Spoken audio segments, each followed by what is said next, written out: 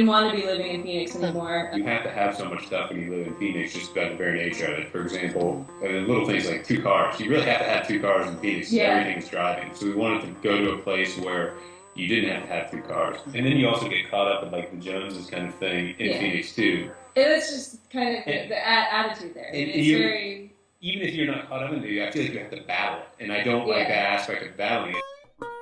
Whether it's people buying newer cars or bigger houses or these types of things, that is like the thing to do in Phoenix.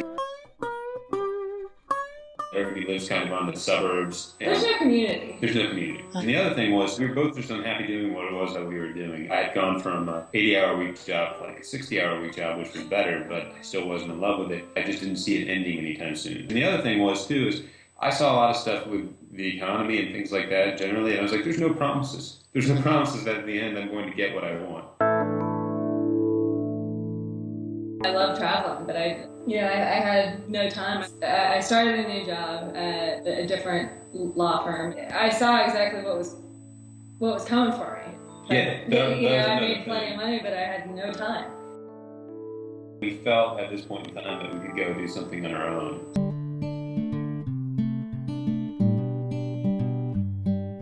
When we initially left our jobs, one of the things we wanted to do is find a different place to live. Some place that had community, being out instead of, from house to car to strip mall to back in the car. We wanted to be in the West, so we drove around, for a couple of months and trying to look at cities and towns.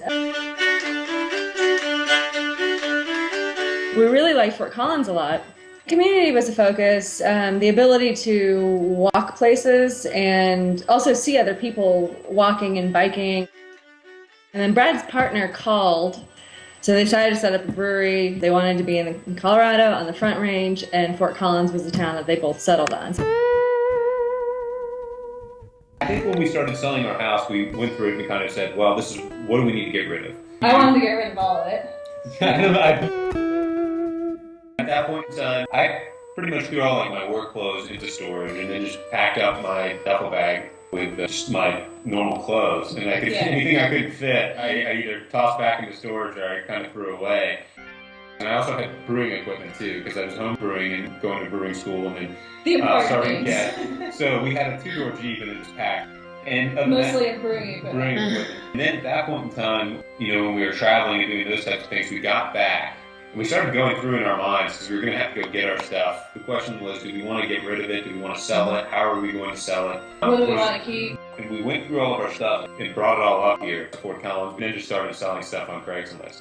And we found we just don't need a lot of the stuff that we had. I had this bike for a long period of time, but I never rode it. And I worried about it, so I couldn't even use it as like a commuter bike. It's just more of a burden than it is. I felt that way. We had a really nice car for a while. And it had, I hated driving it because it was so... It was showy for a while. But the other thing was it had this, it had really pretty paint. And I always felt like I need to get it washed. It's one of those things where it's just the burden of owning a particular thing to keep it nice and to do these types of things. And so after that, I was like, I just want sport utilities, things that can be beaten up a little bit. What is the burden of stuff to you? What are the things, if you could tick off the things that you think about when you think of... Storage, dusting, because you have to then clean it all. The insurance value of it. And the storage value is also with the house, too. Right. Where you have to have a larger house for all this stuff. I think for a lot of people, too, financing stuff. We've always been really good about not financing things, but I imagine that's a huge burden for people. Just a kind of constant worrying. If I have something nice, I want to keep it nice. It takes up room. The clutter aspect is really important. We don't want that. And that kind of goes with the cleaning as much as anything else, because everything you own, you now have to clean, so you have to move it around and dust. We're used to hearing this idea that more is better, bigger is better, whether it's a house or, a car, and it sounds like you don't believe that. No. I think better is better. I'm all for quality, but not, excessive quality. Not excessive quality. The quantity of stuff really makes a big difference. I'd much rather rent nice things at times, and I would never have a second home, for instance, because I don't want to have something to take care of. But I like the idea of renting an expensive place. I don't want to own nice things, but I want to use nice things. For example, I like the idea of going and renting, although Anna makes fun of me on this, a Porsche and driving up like US Highway 1. But I don't want to own a Porsche. So tell me about the things that you have. Some of the things that are important to you that you feel like this is what you need. The bed, a sofa is a really important. A comfortable sofa. A table. like a dining table and dining chairs, and then having desks, Computers, having our laptops, kitchen stuff. We found that we enjoy food quite a bit. It's all function, except for some candles, which are consumables.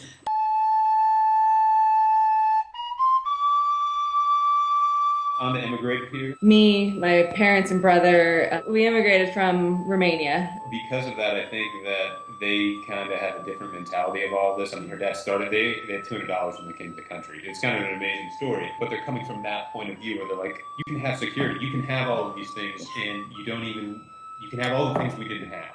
We're able to buy a house in Phoenix, and that was more expensive than their house. And so they think, well, what are you throwing it away for now? What are you doing? You're giving up this security, all these things. You've just given up too much for they don't understand for what. I think there's a certain comfort level that is important, but it's very basic. You don't need that much to get that comfort level. To be happy.